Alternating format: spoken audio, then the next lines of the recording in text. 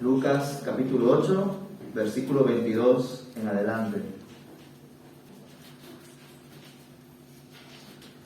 Paz en medio de la tormenta es lo que vemos aquí, con un Jesús que, hace varios textos fue acusado de ser comilón y bebedor, y ahora podríamos añadir también dormilón, porque en medio de una tormenta de viento, que la barca parecía que se estaba ya hundiendo, probablemente también lluvia, y Jesús estaba durmiendo tranquilamente en un sueño profundo, en fase REM quizá, estaba tranquilamente Jesús.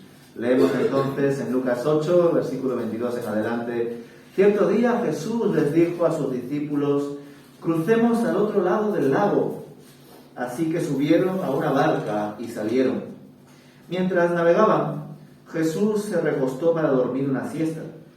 Pronto se desató una tormenta feroz sobre el lago. La barca se llenaba de agua y estaban realmente en peligro. Los discípulos fueron a despertarlo. «Maestro, maestro, nos vamos a ahogar», gritaron. Cuando Jesús se despertó, reprendió el viento y a las tempestuosas olas. De repente la tormenta se detuvo y todo quedó en calma. Entonces les preguntó: ¿dónde está su fe? Los discípulos quedaron aterrados y asombrados. ¿Quién es este hombre?, se preguntaban unos a otros. Cuando da una orden, hasta el viento y las olas lo obedecen. Amén. Amén. Jesús continuaba con su ministerio, pero en un momento dado decidió coger una barca junto con sus discípulos e ir al otro lado del mar de Galilea. Nosotros ya sabemos qué es lo que pasa después de este viaje, ¿verdad? De hecho, es uno de los textos a veces más difíciles de comprender debido a la gravedad en la cual se presenta la situación de ese hombre endemoniado. Pero antes de llegar a ese texto, vemos aquí a un Jesús que de algún modo no solamente tenía presente todas las pautas, todos los pasos que debía seguir durante su ministerio, sino que incluso, aunque ya sea una forma de adelantarme, vemos que Jesús hizo este viaje, que además fue un viaje que, desde el punto de vista de Dios, todo estaba planeado, pero desde el punto de vista de los hombres, prácticamente pensaban que iban a morir en ese viaje, que se iban a ahogar debido a las fuertes tormentas que estaban padeciendo. Y nos llama la atención, luego ya averiguar, que Jesús se hizo todo este viaje, pasó este riesgo solo por un hombre. Porque inmediatamente, después de tratar a ese hombre, como ya más adelante se verá, se sube de nuevo a la barca y regresa por donde vino. Ya nos muestra el cariño que tiene Jesús y el cuidado que tiene Jesús por cada uno de nosotros, que solo por un hombre fue capaz de pisar una tierra lejana a la suya, la tierra, o mejor dicho, la región de los Gadarenos o Gerasenos, dependiendo de vuestra versión. Vemos que Jesús, probablemente quizá por el cansancio de su ministerio, porque también, por supuesto, es Dios, nada más al estar ya en la barca y emprender el viaje, pues por el cansancio, que como hombre que era, se durmió. Y podríamos elucubrar, ¿no?, las razones por las cuales, ¿por qué Jesús se durmió en este momento? ¿Lo hizo aposta quizá para poner a prueba a sus discípulos? Puede ser. ¿Por qué se quedó dormido? ¿Estaba cansado? Es posible. Confiaba en sus discípulos, los cuales la mayoría de ellos eran pescadores y por tanto expertos en todo lo que tiene que ver con lo marítimo, ¿no?, con viajar en barca por los mares. Puede ser. También, como Dios, Él tenía control absolutamente de todo. Es decir, podemos ver a Jesús en dos vertientes, ¿verdad? Jesús como Dios estaba confiado porque era Dios, porque era aquel que controlaba todas las cosas. Pero también como hombre probablemente estaría cansado, confiaría en sus discípulos. Quizá la razón sean todas, por la cual Jesús decidió descansar. Y de repente parece que una tormenta feroz, pues, avanzó en medio de los discípulos y afectó el viaje que tenían.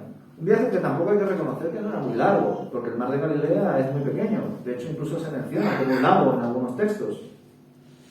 Pero aparte de eso, nos damos cuenta de que parece ser que esta tormenta no no apareció, vamos a decir, de una forma natural, porque de algún modo pensamos, ¿no? ¿Cómo Jesús se podría haber montado en una barca si estaba todo nublado y estaba todo, vamos a decir, propenso a que venga una tormenta? Por supuesto, ellos no tenían todos los avances meteorológicos que nosotros disponemos hoy en día, pero también tendrían sus técnicas. Es decir, da la sensación que esta tempestad aparece de un momento a otro y arrasa prácticamente con ellos. Dice el texto, ¿no?, que esta tormenta feroz llenó de agua prácticamente la barca y estaban en peligro. No sé hasta qué punto esto podría ser así, ¿no? De algún modo podemos entender que esta tormenta era solamente de viento y el viento era tan feroz que entraba el agua dentro de la barca, o que incluso estaría acompañado de lluvia y que la lluvia estaba inundando la barca, ¿verdad? Y claro, nosotros nos debemos preguntar, ¿cómo es posible que Jesús esté durmiendo en esa situación? Porque ya no solamente estamos hablando de que el agua estaría entrando a la barca, probablemente Jesús se estaría mojando, al igual que el resto de discípulos, sino que además, vamos a decir que en medio de todo este contexto, pues Jesús, por el ruido, por los discípulos que estaban ahí, que no sabían qué hacer, se podría haber despertado y no lo hizo. Estaba durmiendo profundamente, quizá porque estaba cansado, como decía antes. Y en medio de todo eso los discípulos fueron a despertarlo. Maestro, maestro, nos vamos a ahogar, gritaron. Y cuando Jesús se despertó, reprendió el viento y a las tempestuosas olas. Y esta palabra que usa aquí el autor Lucas me llama mucho la atención, porque recordáis que cuando Jesús tuvo ese encuentro con la suegra del apóstol Pedro, que bueno, en ese momento no era su apóstol, pero ya tenía una relación con el discípulo Simón Pedro, de repente leemos que Jesús reprende la fiebre de la suegra de Pedro. Sabemos también que la suegra tenía una temperatura muy alta desde hace tiempo, quizá incluso haya ido a diferentes médicos. Es más, recordar que aquel que ha escrito este evangelio era médico, Lucas era médico, y acompañaba a Pablo en sus viajes misioneros. Y nos llama la atención, ¿verdad? Porque incluso más adelante, o incluso antes también, podemos leer cómo Jesús reprende a demonios. Entonces, ¿cómo es posible que Jesús reprenda una fiebre si una fiebre no es una persona? Pero lo más curioso es aquí también, porque reprende a una tormenta. ¿Por qué la reprende? ¿Por qué usó esa palabra que también se usa para reprender y echar fuera a los demonios? Quizá una pista nos pueda dar lo que va a pasar después. Porque llega a un lugar que parece ser, según lo que nos plantea el texto, donde no solamente había una persona llena de demonios, que se llamaba Legión incluso, sino que en general el lugar parecía ser un lugar de algún modo afectado por estas influencias malignas. En medio de esto vemos que Jesús actúa como actuó Dios desde el principio. Cuando leemos Génesis capítulo 1, versículo 1 en adelante, nos damos cuenta cómo lo que Dios dice se hace. La palabra de Dios se materializa en aspectos que para nosotros son visibles, porque a veces, desgraciadamente, no es para nosotros audible las palabras de Dios. No queremos escucharlas y si las escuchamos o leemos, no las entendemos. Por tanto, aquí los discípulos de Jesús estarían estupefactos ante lo que estaban viendo. Y eso que ellos habían visto grandes cosas, habían visto a un Jesús que, pese a haber nacido en un Belén, en una familia, pues como ya sabemos, humilde, hijo de carpintero, que no había ido a ninguna escuela rabínica, un hombre del montón, de repente se levanta y empieza a enseñar como quien tiene autoridad. De repente empieza a dar señales, sanidades, y se cumplen. Incluso ya hemos visto cómo resucitó al hijo de la viuda de la aldea de Naín. Todo esto ya lo había visto los discípulos, pero sin embargo esto ya trascendía a lo que los discípulos habían experimentado de Jesús. Ya no estamos hablando solamente de personas, ya no estamos hablando solamente de sanidades, sino que estamos hablando de que Jesús tiene potestad sobre la naturaleza. Estamos hablando, en efecto, de Jesús como Dios. Porque ¿quién es aquel, como concluye esta sección, ¿no?, que dice ¿Quién es este hombre?, se preguntaban unos a otros. Cuando da una orden, hasta el viento y las olas lo obedecen. Leemos, ¿no?, en Génesis, como he dicho antes, que cuando Dios dijo, hágase la luz, y la luz se hizo. Que se dividieran los mares, y los mares se dividieron. Y tantas cosas que hizo, creando todo lo que ya sabemos que Dios creó en 6 días, y al 7º día descansó. Por tanto, en medio de todo esto vemos que, por supuesto, Jesús está mostrando el carácter de Dios. Pero no solamente nos podemos detener en estos aspectos. Debemos introducirnos en la mentalidad judía. Por ejemplo, vemos textos como Miqueas y Apocalipsis que nos muestran cuál es el imaginario judío ante lo que significa muchas veces, o simboliza muchas veces, el mar y los océanos. En Miqueas capítulo 7, el profeta dice que el Señor cogerá nuestros pecados y lo echarán al mar. El mar, en efecto, es un símbolo de misterio. Incluso a nosotros, o quizá a alguno de nosotros, nos puede aterrar el océano ante su inmensidad, ¿verdad? ¿Qué cosas habrá en la profundidad del mar? Por supuesto, hay gente que monta sus conspiraciones de lo que hay debajo del mar, ¿no? Pero más allá de cosas sobrenaturales, está el simple misterio de lo desconocido, de aquello que no ha sido visto por nadie debido a lo profundo que está. Y esto no iba a ser de otra manera en la mentalidad judía. Y lo vemos no solamente ya en Miqueas, sino en Job, con el Leviatán. Y también lo vemos en Apocalipsis. En este caso, con la bestia, que sale del mar, según nos enseña Apocalipsis. Ya sabéis, esos enemigos que aparecen en Apocalipsis, ¿no? El anticristo, el dragón, la bestia, la serpiente antigua. Sinónimos, que quizá puedan tener sus funcionalidades, pero que representan a lo mismo, al maligno. Pero luego incluso hay un dato más interesante, cuando ya Apocalipsis está terminando. No sé si os habéis fijado, que dice que después de que todas las cosas han sido reveladas y destruidas, habrá esa nueva ciudad de Jerusalén, que tendrá un nuevo cielo y una nueva tierra. Pero ¿y qué pasa con el mar? ¿Por qué no hay un nuevo mar o un nuevo océano?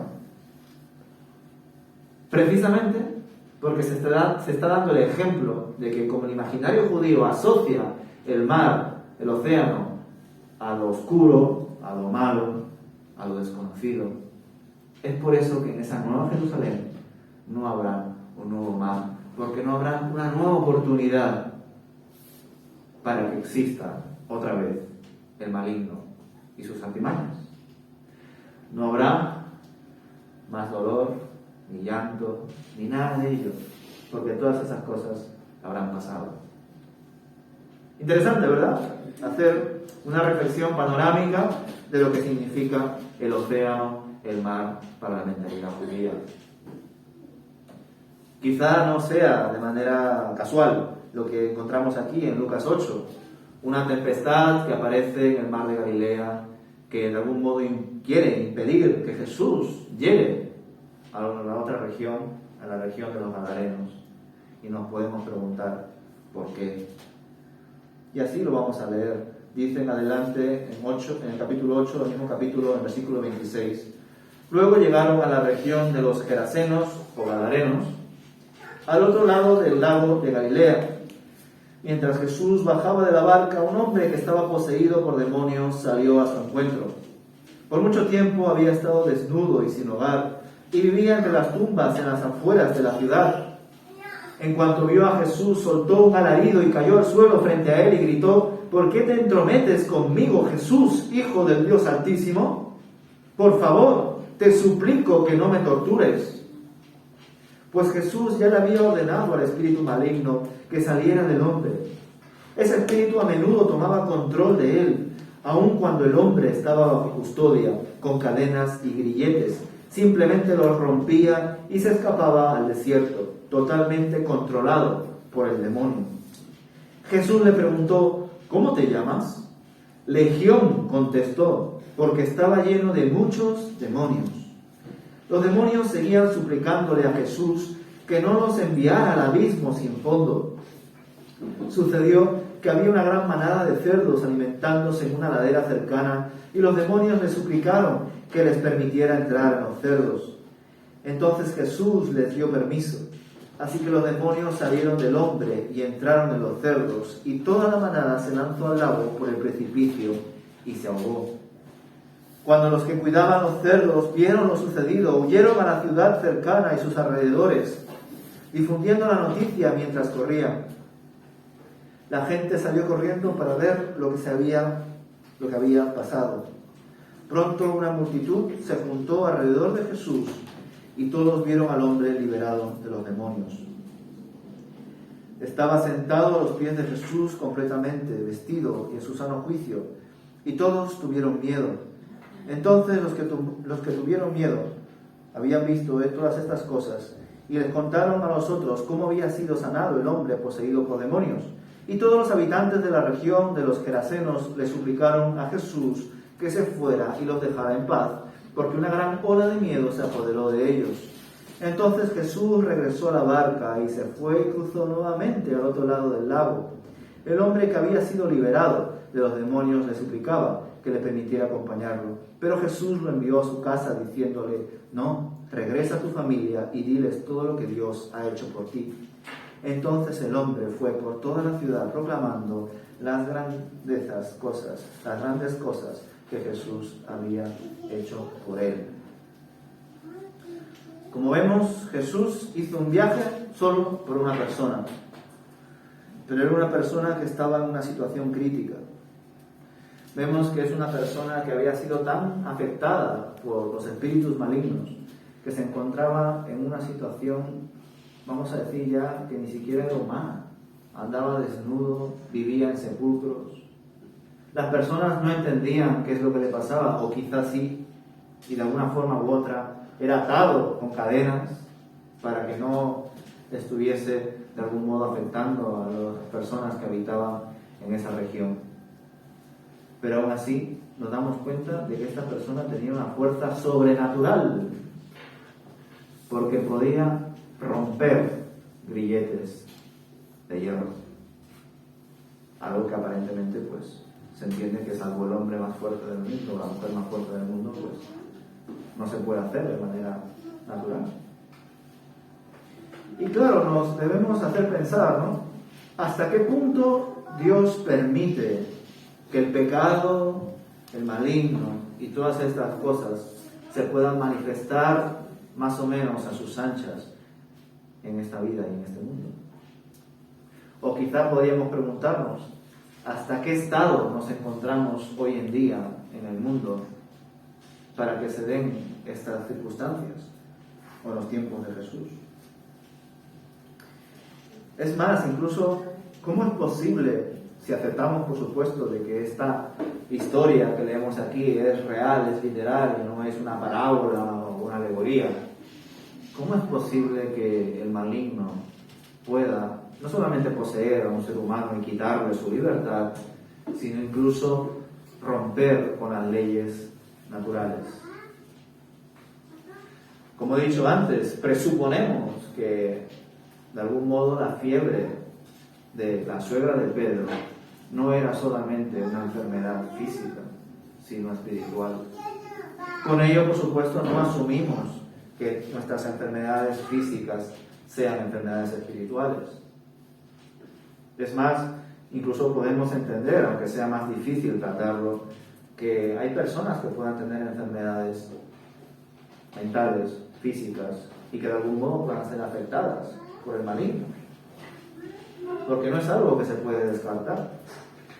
Incluso que se pueda aprovechar de esas situaciones de debilidad, superstición, necesidad de la persona. Podríamos incluso deducir que así como ese hombre, que por sí mismo un ser humano no puede romper el hierro de las cadenas, él lo hacía y andaba desnudo y vivía en los sepulcros y causaba estragos en la región, quizá de algún modo puede tener el maligno la posibilidad de afectar también en medio de tempestades. Por supuesto estamos planteando, no estamos afirmando, porque son textos difíciles de estudiar y de reflexionar, porque a menudo nuestra mentalidad, como es natural, está limitada a lo que vemos diariamente. Y no es común ver estas cosas, ni siquiera en este tiempo. Dicen que en algunas iglesias todavía estos sucesos y manifestaciones suceden, pero de momento la mayoría de nosotros quizá no hemos tenido estas experiencias. Pero en la Biblia están, y por algo será que nos debe enseñar aspectos importantes para nuestra vida.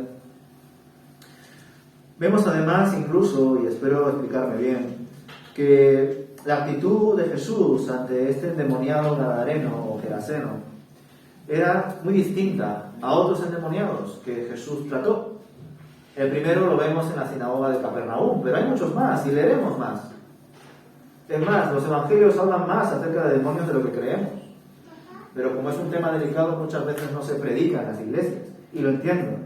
Pero si exponemos todo el evangelio, inevitablemente debemos tocar estos temas y enseñarlo a la iglesia, o invitarles a que reflexionen en ello e investiguen también en sus casas. Vemos que Jesús no calla a este demonio, a esta persona demoniada.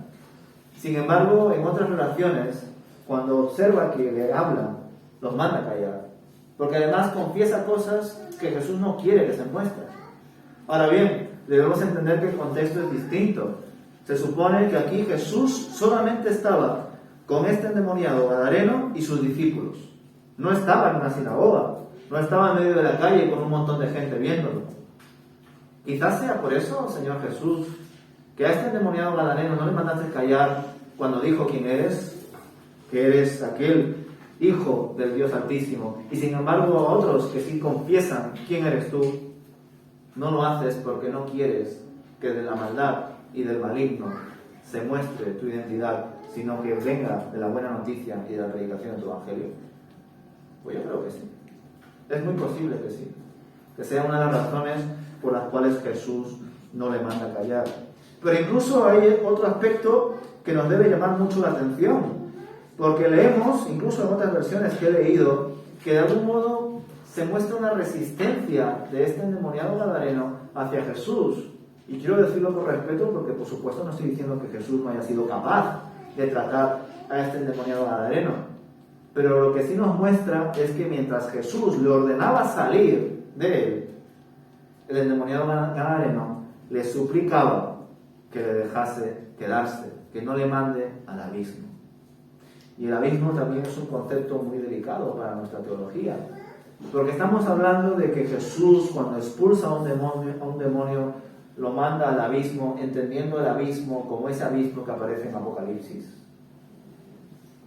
Un lugar donde se es echado y donde será echado también Satanás para siempre. Es decir, cuando Jesús libera a una persona de un demonio, ¿ese demonio puede volver? ¿O puede afectar a otros lugares? De hecho, hay un texto en el que Jesús nos muestra que una persona es liberada de un demonio, no que lo haya liberado él, sino que es liberada, pero liberada de manera, pues, incorrecta, y el demonio vuelve y vuelve y vuelve y vuelve. También porque a veces entendemos, o desgraciadamente vemos en las noticias o en YouTube o donde sea, que sí, hay un culto de sanidad, hay un culto de liberación, hoy vamos a sacar 80 demonios, pero luego no se habla de la pastoral y del trato que debes tener con esa persona después. Porque sí, es posible que haya circunstancias graves donde exista la oración, la lectura de la palabra y la liberación de la persona. Pero hay veces que nos quedamos solamente con lo popular, con lo visible. En el nombre de Jesús, te digo, espíritu maligno, que salgas de él o de ella. Vale, eso está muy bien. Pero y luego el trato de discipular a esa persona, de entender el contexto, las razones incluso por las cuales ha sido afectada. Imaginamos que es una persona que, por ejemplo, practica la Ouija. Y sí, yo le libero de ese espíritu maligno, pero luego no le predico la palabra de Dios.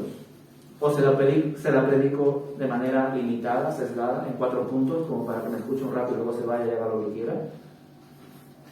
No, debo hacer un seguimiento de la persona, buscar su crecimiento. enseñarle a que no vuelva a practicar aquellas cosas que le han atado, que le han perjudicado, porque si no va a volver al mismo estado o a un estado peor, como decía Jesús en esa persona que una y otra vez entraba demonios dentro de él. De algún modo, no sabemos exactamente por qué, este endemoniado gadareno mostró una conversación, un diálogo con Jesús. Y Jesús, quizá de algún modo también para enseñarnos a nosotros, no lo sé, acepta tener brevemente este diálogo con este endemoniado gadareno. Jesús le preguntó, ¿cómo te llamas? Que en verdad podríamos entenderlo no como su nombre real, sino la naturaleza de su comportamiento, lo que forma parte de su funcionalidad. El demonio o el endemoniado gadareno no le dice me llamo Juanito, ni me llamo Pepito, dice me llamo Legión por cuanto en mí hay muchos demonios, ¿verdad? Y los demonios seguían suplicándole a Jesús que no les enviara al abismo. Hasta incluso nos muestra el texto que de algún modo en este diálogo como que negocia con Jesús y les dice, ¿por qué no me mandáis a los cerdos? ¿Verdad? Como una forma de escapar de este castigo. Hermanos, como leemos en Juan capítulo 1, Jesús es la luz, es el que manifiesta nuestra situación, cómo estamos todos y cada uno de nosotros. Y los que viven en las tinieblas detestan la luz, porque dejan en evidencia el estado en el que se encuentran. Y esa fue la resistencia que vemos en esta región donde vivían los gadarenos, que incluso quizá se ha manifestado con esa tempestad, que de algún modo buscó impedir que el Mesías llegue y traiga su luz, traiga su salvación, su liberación y sanación. Pero Jesús no puede ser omitido ni impedido por el maligno ni sus artimañas. Jesús ha venido para vencer al pecado, al mundo y al maligno, y así lo ha hecho. Vemos que algo también que nos llama la atención, que estos demonios al final fueron enviados a los cerdos y que los cerdos fueron al acantilado, se precipitaron y murieron. Como quizá algunos sepáis, mi tesis, o mejor dicho, mi trabajo de fin de máster fue precisamente sobre demonología, es decir, sobre estudio de demonios, pero por supuesto a nivel bíblico, no de especulación y libros que no recomiendo no leer, sino quería ver cómo era la tensión entre la obra del maligno y el ministerio de Jesús en los evangelios. Quería ver el trasfondo judío del Antiguo Testamento. Incluso quería ver cómo se desarrollaba en el catolicismo y en otras religiones evangélicas, o mejor dicho, denominaciones evangélicas como la pentecostal. Por supuesto, también quise tratar y entrevisté a psicólogos cristianos para saber cuál era su perspectiva, porque no podemos omitir las tareas interdisciplinares, ¿verdad? Las relaciones entre diferentes disciplinas con el fin de trabajar en una persona para que encuentre soluciones y sanidades a su vida. Y me llamó la atención, ¿no?, ver cómo prácticamente ningún pastor bautista tenía ninguna experiencia más allá de lo que pueda leer en la Biblia cualquier día en su casa acerca de los demonios. Incluso los psicólogos cristianos no tenían tampoco ninguna experiencia, como si esto no hubiese existido o como si esto solamente fuese una parábola. Y por supuesto no debemos tener experiencias con estas cosas, no debemos ni mucho menos buscarlas, pero me pregunto si existen y no tenemos estos encuentros y estas tensiones, o como diría el apóstol Pablo en Efesios 6, que fue el primer texto que pude predicar, no tenemos lucha contra carne ni sangre. Increíble lo que pone ahí, porque en medio de todo esto es como que el primer enemigo es el maligno, sus engaños. Pero muchas veces vivimos ignorando ese plano espiritual o esa realidad que, como digo, en el Evangelio es totalmente clara. No se evita en ningún momento hablar de estos temas. Cuando estudié diferentes libros sobre demonología e interpretaciones sobre estos textos bíblicos, decían varios que existen 4 categorías dentro de este campo. Existe la sugestión demoníaca, que desde un punto de vista psicológico se consideraría como demonomanía, que básicamente son personas que creen que sus actitudes, o lo que escuchan, o lo que les pasa, está realizado por demonios. Y por tanto, ven demonios donde no hay demonios. La sugestión demoníaca no es personas influidas o poseídas por demonios. Son personas que debido a su pastor, o a lo que han leído, o a saber qué cosas han hecho en su vida, ven demonios en todas partes. Y como que tienen como esos problemas también, ¿no? De personas que piensan, tienen ese síndrome persecutorio, ¿no? Que me están escuchando, me están investigando, algo me está pasando, y desgraciadamente alimentan muchas veces esos pensamientos y acaban abriendo puertas a aquello que no era real y se convierte en real. Luego se encuentra lo que se dice o se denomina como influencia demoníaca, que se separa de la posesión demoníaca.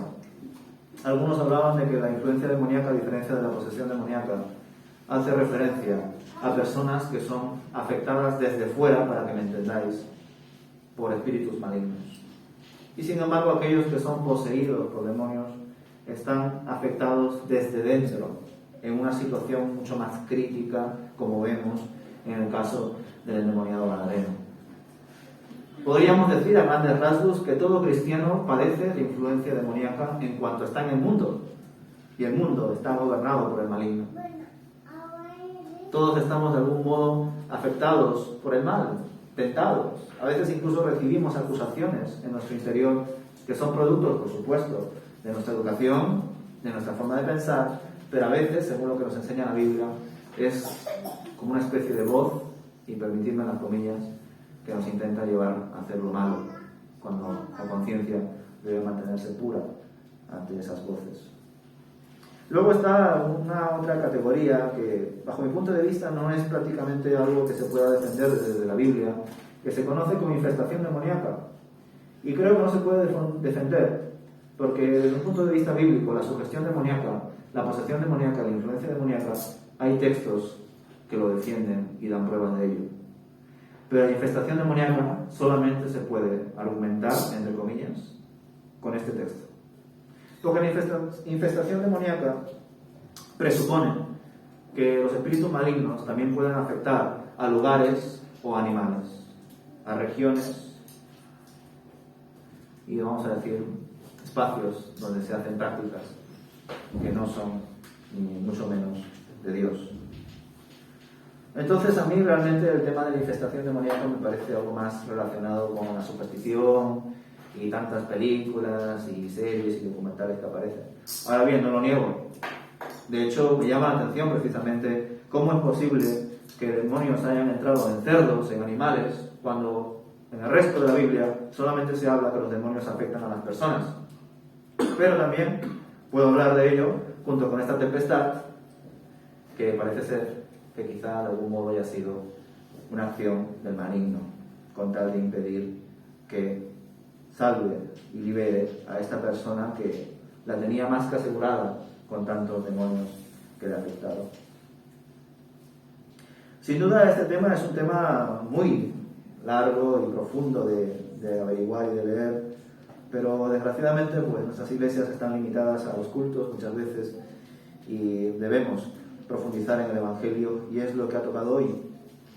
Y yo quisiera que os quedéis no solamente con todas estas teorías, perspectivas, y que investiguéis más textos bíblicos al respecto, porque recordad, no hay lucha contra carne ni sangre, sino contra huestes y potestades, contra el maligno, contra el enemigo, con aquel que busca que nos alejemos de Dios, con aquel que, si lo pensáis, tiene más sentido que quiere afectar a los hijos de Dios que a los que no son sus hijos. Porque como dice Jesús, o eres hijo de Dios o eres hijo del diablo. Por tanto, si eres hijo del diablo, ya formas parte de su séquito, ya formas parte de su banco, que lo tiene ahí bien guardadito. Él lo que quiere es conseguir lo que no tiene. Lo que tiene ya es suyo. Y es por eso que de algún modo nos intenta atacar, nos intenta hacer dudar. O quizás su actitud no es activa, es pasiva. Y nos invita a ser pasivos a nosotros también, y a no tener ganas de estudiar, a no tener ganas de reflexionar, a no tener ganas de congregarme, a no tener ganas de plantearme otras perspectivas a la hora de acercarme a la Biblia. ¿Por qué? ¿Para qué? Sí, ya lo sé todo. Sí, esto yo lo he escuchado 1000 veces.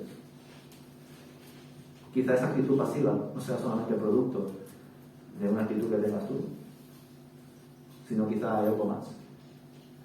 y debemos investigarlo y ponerlo delante del Señor. Pero más allá de todo esto, quiero concluir con los versículos finales de esta sección que aparecen, ¿verdad?, en el versículo 38-39. Vemos que, en efecto, lo más importante aquí no es investigar cómo es posible, Jesús, que puedas liberar a una persona que ha sido poseída por diferentes demonios. ¿Cómo es posible que alguien que estaba desnudo, actuando como una persona fuera de sí, viviendo en sepulcros, rompiendo cadenas, de repente aparezca vestido y cabal? Muchos de la región se quedaron asombrados y tuvieron miedo. En vez de dar gracias a Dios, tuvieron miedo de lo que había hecho Jesús. Eso también nos hace ver cómo estaba esta región. Al igual que cuando pensamos en Tito, ¿verdad?, y investigamos en la isla de Creta cómo estaba la situación, nos hace ver, porque por supuesto la iglesia de Creta también estaba en situaciones difíciles. O en Éfeso, ¿verdad? La ciudad de Éfeso estaba fatal, y es por eso que también la iglesia tenía sus problemas internos. ¿Cómo estará Madrid ahora mismo? A nivel moral, a nivel social. ¿Cómo estará nuestra responsabilidad como civiles, como ciudadanos? Porque es fácil también decir la culpa es de la sociedad, pero tampoco debemos ignorar que la sociedad nos afecta.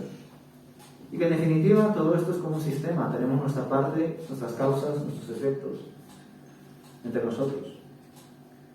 Y es por eso que Jesús no ignora lo que nos rodea. Primero, la familia. Cuéntale a tu familia lo que ha sucedido. Y luego, continúa con tu ministerio. Y es particular porque también es uno de los pocos textos donde Jesús, ya sé que hay algunos más, donde Jesús dice no a que le sigan. Y es al revés. Jesús muchas veces nos dice sígueme, y nosotros le decimos no a él.